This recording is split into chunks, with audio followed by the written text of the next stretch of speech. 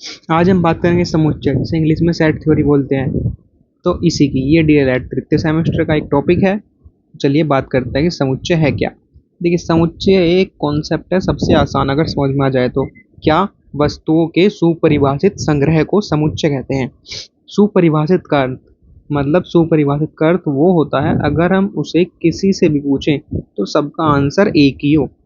यानी सुपरिभाषित का अर्थ है कि संग्रह में शामिल वस्तुएं एक निश्चित नियम का पालन करती हूँ। अगर मैं एक पर्सन एक से पूछता हूँ तो भी आंसर सेम ही बताए, और पर्सन 100 से पूछता हूँ तो वो भी आंसर सेम ही बताए। यह संग्रह व्यक्तियों के अनुसार नहीं बदलता। जो मैंने अभी आपको बताया कि मतलब प्रत्येक व्यक्ति क्या है उसका जवाब एक ही दे, तो वही इसमें लिखा है कि यह संग्रह व्यक्तियों के अनुसार नहीं बदलता। उसके बाद इसका उदाहरण क्या है? हफ्ते के दिनों का संग्रह। अगर हम किसी से भी पूछेंगे कि हफ्ते में कितने दिन होते हैं तो सब साथ ही बताएंगे, ठीक है ना। और अगर हम उनके नाम पूछेंगे तो वो भी सब समान ही बताएंगे। तो ये सबके लिए समान है। और ऐसी क्वेश्चन आता है आपके यहाँ कि समुच्चय, क्या ये समुच्चय है या नहीं। तो बस उन्हीं में जैसे कोई पूछे कि कक्षा के बुद्धिमान लड़कों का समूह, तो वो समुच्चय नहीं है, क्योंकि कई बच्चों के अनुसार कोई बुद्धिमान होगा कोई नहीं होगा, और अलग अलग टीचर के अनुसार, कुछ टीचर के अनुसार कोई बच्चा बुद्धिमान होते हैं और कोई टीचर के अनुसार कोई बच्चा बुद्धिमान होता है। तो वो समुच्चय नहीं होगा। समुच्चय वो होता है जो सबके अनुसार समान आंसर हो। इसके बाद देखते हैं कि समुच्चय को निरूपण कैसे करते हैं। देखिए, समुच्चय को निरूपण करने की दो विधियां होती हैं। पहली तालिका या रोस्टर विधि, दूसरी समुच्चय निर्माण विधि। तालिका या रोस्टर विधि में क्या है? इसमें अवयव को मंझले कोष्ठक के अंदर कोमा लगाकर लिखा जाता है। उसमें अवयव संख्याएं भी हो सकती हैं, किसी का नाम भी हो सकता है, या और कुछ भी हो सकता है, ठीक है ना। तो तालिका या रोस्टर विधि कौन सी हो गई? जिसमें मंझले कोष्ठक के अंदर कोमा लगाकर लिखें। इसके बाद दूसरी आ गई हमारी समुच्चय निर्माण विधि। इसमें क्या करते हैं?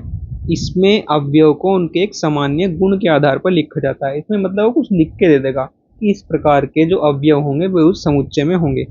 देखिए, इसके अंदर जो ये जैसे पहले में लिख रहा है 1 2 3 4, तो इन्हें बोलते हैं अवयव या फिर सदस्य, ठीक है ना। आ जाए, ध्यान रखना, यानी इनके अंदर जो ये हैं इन्हें इंग्लिश में एलिमेंट, हिंदी में अवयव और सदस्य, तो मतलब इसके ये तीन नाम मैंने आपको बता दिए। इसके बाद समुच्चय निर्माण विधि। इसमें यानी कि एक तरीके से कुछ लिख के दे देगा। जैसे इसमें लिख के दिया है कि x क्या है? एक विषम संख्या है जो 10 से छोटी है। अब 10 से छोटी विषम संख्या कौन सी हो गई? देखो, 1 3 5 7, ये सब 9 भी हो गई, ठीक है ना। तो ध्यान रखेंगे। समुच्चय के प्रकार। इसके बाद बात करते हैं हम समुच्चय के प्रकार की। तो पहला हो गया परिमित समुच्चय, और दूसरा हो गया है परिमित, और तीसरा समान। देखिए, परिमित समुच्चय में वे सब आ जाएंगी जिनकी संख्या सीमित हो। अगर किसी सेट यानी समुच्चय में अवयव या फिर सदस्यों की संख्या सीमित है तो वो परिमित समुच्चय है। जैसे इसने कहा AEIOU, ये क्या है? अंग्रेजी के वॉवेल्स, तो इनकी संख्या सीमित है तो ये परिमित समुच्चय। अपरिमित समुच्चय कौन से? जिनके अवयवों की संख्या अनगिनत हो, यानी गिनी ना जा सके। जैसे सभी प्राकृतिक संख्याओं का समुच्चय। देखिए, प्राकृतिक संख्या तो अनगिनत है, तो प्राकृतिक संख्याओं का समुच्चय क्या हो गया? अपरिमित समुच्चय। इसके बाद बात करते हैं हम समान समुच्चय की। यदि दो समुच्चयों में अवयव बिल्कुल समान हो, जैसे ए में 1 2 और बी में 2 1, इससे फर्क नहीं पड़ता कि अवयव आगे पीछे लिख रहे हैं, जैसे वो 1 2 या फिर 2 पहले हो गया, बस सदस्य सभी समान हो आपस में, ठीक है। तो यानी कि वो हो गया समान समुच्चय। इसके बाद बात करते हैं हम रिक्त और एकल समुच्चय की। देखिए, रिक्त समुच्चय वह होता है जिसमें एक भी समुच्चय ना हो, और उससे किससे? फाई से दर्शाते हैं, ठीक है। किससे दर्शाते हैं? फाई से। ऐसे बनता है फाई का निशान, ठीक है। इसके बाद हम बात करेंगे अगले की, एकल समुच्चय। हाँ, एकल समुच्चय क्या होगा? जिसमें केवल एक अवयव होगा, जिसमें केवल एक अवयव हो, एकल समुच्चय।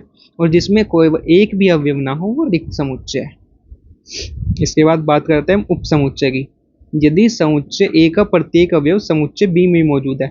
मान लो उप समुच्चय वो होता है कि उसका बेटा, एक तरीके से बेटा नहीं, देख मैं बताऊंगा आपको एक उदाहरण से। जैसे मान लो बी में अवयव है क्या? 1 2 3, ठीक है। अब ए है, ए एक समुच्चय है, इसमें कौन कौन अवयव आ गया? इसमें आ गया 1 और 2, तब देखो ए के सभी अवयव बी में है या नहीं है ना, तो यानी ए हो गया बी का उपसमुच्चय। इसके बाद बात करते हैं हम अगले की। अगला क्या है, उपसमुच्चय निकालने का सूत्र है। ये सूत्र क्या दिया, 2 की पावर n। देखिए उपसमुच्चय अगर कोई समुच्चय दे दे, जैसे ए समुच्चय दे दिया, इसमें अवयव दे दिए 1 2 3, तो इसमें पूछे कि ए समुच्चय के उपसमुच्चयों की संख्या बताओ कितनी हुई। तो 2 की पावर n, n क्या है, उसके अंदर के सदस्यों की संख्या यानी अवयवों की संख्या। तो इसके अंदर कितने हैं, 1 2 3 अवयव हैं, तो ऊपर 3 लिख दो, तो 2 की पावर 3 का मतलब 8, तो यानी इसके उपसमुच्चयों की संख्या हो गई 8। तो उपसमुच्चय निकालने का फॉर्मूला है, और ये एग्जाम में भी आता है कि किसी के उपसमुच्चय कैसे निकालते हैं, तो उसका फॉर्मूला हो गया 2 की पावर n। और n क्या है, उस समुच्चय के अवयवों की संख्या, जहां नीचे लिख रहा है ये बात। इसके बाद देखिए बात करते हैं हम समुच्चयों की संक्रियाओं की। देखिए समुच्चय की संक्रियाएं हैं, पहली संक्रिया संघ, जिसे इंग्लिश में यूनियन बोलते हैं, दूसरी सार्वनिष्ठ, और तीसरा है अंतर। तो पहले हम बात करेंगे यूनियन की। देखिए अगर हम यूनियन होता क्या है, और अगर हम किसी का यूनियन निकालें तो वो कैसे निकालेंगे। मान लीजिए ए हमारा कोई समुच्चय है, इसके अंदर एलिमेंट हो गया 1 2 3। ऐसी हमारा बी कोई समुच्चय है, इसके अंदर एलिमेंट हो गया 2 3 4। ठीक है, अब हमें इसका यूनियन निकालना है, यानी कि संघ, जिसे हिंदी में संघ बोलते हैं। तो ए यूनियन बी कैसे निकालेंगे, इसे निकालने का सबसे आसान है, यानी कि इन दोनों के सभी अवयवों को रख दो इसके अंदर, और कोई रिपीट ना हो। जैसे 1 रख दिया, उसके बाद 2 दो जगह आ रहा है लेकिन लिखेंगे एक ही जगह, इसके बाद 3 रख दिया, ठीक है, और 4 भी आ रहा है। तो मतलब दोनों समुच्चय के सभी अवयव आ जाएं और कोई सा रिपीट ना हो। जो एक बार लिख रहा है उसे भी एक बार लिखेंगे, और चाहे जो 2 बार लिख रहा है यानी ऊपर नीचे, फिर भी उसे एक बार लिखेंगे। मतलब सभी अवयव आ जाएं बस एक एक बार, तो वो हो गया यूनियन। तो ए यूनियन बी क्या हो गया, 1 2 3 4। इसके बाद अगर हम बात करें किसकी, इंटरसेक्शन की। देखिए इंटरसेक्शन का निशान ऊपर को होता है, जैसे मैंने यूनियन का कैसे लगाया अभी ये, और इंटरसेक्शन का कैसे होगा ये। तो ये ध्यान रखने वाली बात है, यूनियन का तो यू और इंटरसेक्शन का उल्टा यू। तो ए इंटरसेक्शन बी निकालना हो, ए इंटरसेक्शन बी कैसे निकालेंगे, उसका बस कॉमन, जैसे 1 2 3 ये 2 3 4 है, तो इसमें कॉमन क्या है, ये 2 कॉमन हो गया और ये 3 कॉमन हो गया। तो इंटरसेक्शन में लेते हैं हम सिर्फ कॉमन, जिसे हिंदी में उभयनिष्ठ बोलते हैं, और यूनियन में लेते हैं हम सभी, यानी एक तरीके से सब कुछ ले लो। ठीक है, समझ गए। इसके बाद बात करते हैं हम अंतर की। देखिए अगर हमें निकालना हो क्या, अंतर a माइनस बी, तो a के इसमें वे अवयव लेंगे जो b में ना हो। जैसे b में क्या है, 2 है, तो 2 ये है क्या, a का 2 काट दो, b में क्या है 3, तो b का 3 काट दो, तो इसका अंतर हो गया बस केवल 1। यानी a के वे अवयव जो b में ना हो। b में जैसे 4 है, ये 4 बच गया, इसका कुछ नहीं करना, हमें केवल a के अवयव लिखने हैं जो कटने के बाद बचे। समझ रहे हो ना, इस 2 से ये 2 कट गया, ये 3 से ये 3 कट गया।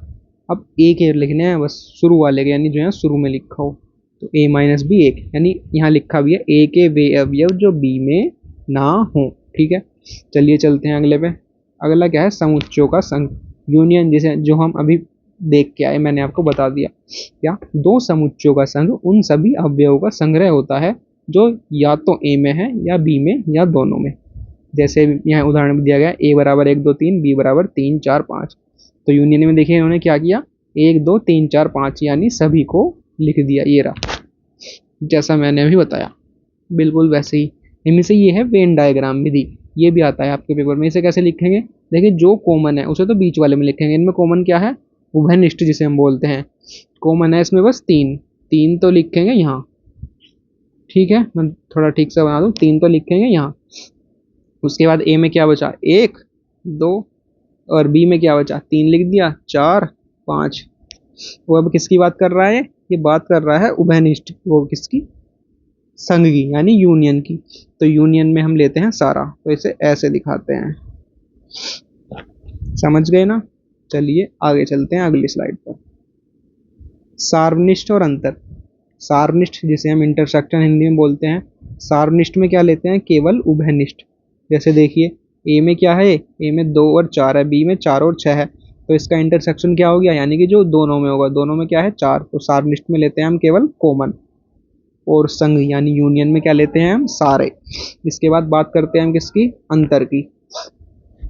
ठीक है, अंतर में क्या है, ए 1 2 3, बी जो है 3 4 है। तो ए माइनस बी क्या हुआ, यानी काट दो, 3 से 3 कर दिया जरा, तब क्या बचा, बस ए के लिखने हैं बचे हुए, तो ए माइनस बी में ए में क्या बचा 1 2, तो इसका आंसर हो गया 1 2, यानी 1 2 अवयव बचे ए माइनस बी, जिसका आंसर आ गया। इसके बाद बात करते हैं गणितीय संकेत की। देखिए संकेत बहुत जरूरी है, ये आपको याद करने। ये संकेत है बिलोंग्स टू का, यानी उसका सदस्य है। जैसे मान लीजिए ए सेट है, ए में क्या है, 1 और 2 नाम के 2 अवयव है। तुम कैसे बात करेंगे, जैसे 2 है तो मैं 2 को लिख दूंगा और ये निशान लगा दूंगा बिलोंग टू का, 2 बिलोंग कर रहा है ए समुच्चय को, तो यहाँ जरूरत पड़ती है इस चिन्ह की, जिसे हम बोलते हैं बिलोंग टू, और हिंदी में बोलते हैं सदस्य। तो इसे क्या पढ़ेंगे हम, इसे 2 सदस्य है ए का, समझ गए। इसके बाद हम बात करेंगे दूसरे की, एक आ गया डज नॉट बिलोंग टू। जैसे मैंने अभी सेट लिखा, ए समुच्चय लिखा जिसमें 1 और 2 ये 2 अवयव थे, इसमें क्या लिखूं मैं 3, डज नॉट बिलोंग टू, यानी बिलोंग टू अगर कैसे निशान लगा दो, किसे बिलोंग टू नहीं करता, ए, 3 थोड़ी है समुच्चय में, तो इसे ऐसे लिखेंगे। और अगर बिलोंग करता तो बस बिलोंग करते ऐसे लगा देते, और जब हमें बताया कि 3 इसमें नहीं है तो ऐसे काट देंगे, belong to does not belong to A. ठीक है, इसके बाद बात करते हैं रिक्त समुच्चय की। मैंने अभी आपको बताया रिक्त समुच्चय का साइन ऐसे करो और ऐसे बना दो, ये रिक्त समुच्चय का साइन है। यानी ऐसा समुच्चय कोई कह दे कि कह दे 10 फुट, 10 नहीं शायद, चलो कह दें कि 15 फुट लंबे आदमी का समुच्चय, तो ऐसा तो कोई आदमी अब पृथ्वी पर वास नहीं करता, तो वो हो गया रिक्त समुच्चय। इसके बाद बात करते हैं एन ए। एन ए क्या है, नंबर ऑफ एलिमेंट, समुच्चय ए में अवयवों की संख्या। मान लीजिए मैंने ऐसे कहा, इसे हटा दूं, मैं हटा दिया, ए में एलिमेंट है, जैसे हम लेके चल रहे हैं 1 2, इस बार चलो 3 ले रहे हैं, 3 है, तो एन ए कितने हुए, नंबर ऑफ एलिमेंट इन ए कितने हो गए 3। तो इसे दिखा रहा है कि एन यह क्या दिखा रहा है, समुच्चय ए में अवयवों की संख्या। चलिए आगे चलते हैं, अभ्यास प्रश्न।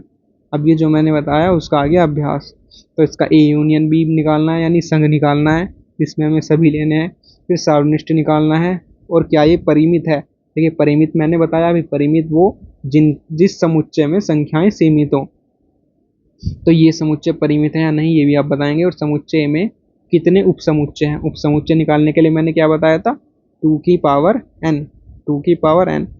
तो समुच्चय ए का मैं उपसमुच्चय निकाल दूं, चलो ये थोड़ा आपको हार्ड पड़े, तो n कितने हैं यहाँ, नंबर ऑफ एलिमेंट कितने हैं ए में, तो 1 2 3 4 5, तो 2 की पावर 5। तो आप इसका आंसर निकाल लीजिएगा। ठीक है, ये आंसर जाएगा 2 दूनी 4 दूनी 8 चौक 32। तो यानी समुच्चय ए में कितने उपसमुच्चय होंगे, 32। और परिमित ये वाला देखते हैं, चलो क्या ये परिमित समुच्चय है। देखिए इनमें, देखिए सभी में लिमिट है ना, कोई थोड़े कि चलते ही जा रहे हैं, अनगिनत है, हम गिन सकते हैं ना। तो हाँ ये सब ये दोनों परिमित समुच्चय हैं। इनका सार्वनिष्ठ वो तो कॉमन निकाल लेंगे, यानी जो जो इन दोनों में से कॉमन होंगे, सार्वनिष्ठ निकालना तो बहुत आसान है, और संघ यूनियन निकालना भी आसान है। सबको लिख देंगे, बस किसी को रिपीट नहीं करेंगे। ठीक है, और सार्वनिष्ठ में क्या कॉमन कॉमन लिखेंगे। धन्यवाद।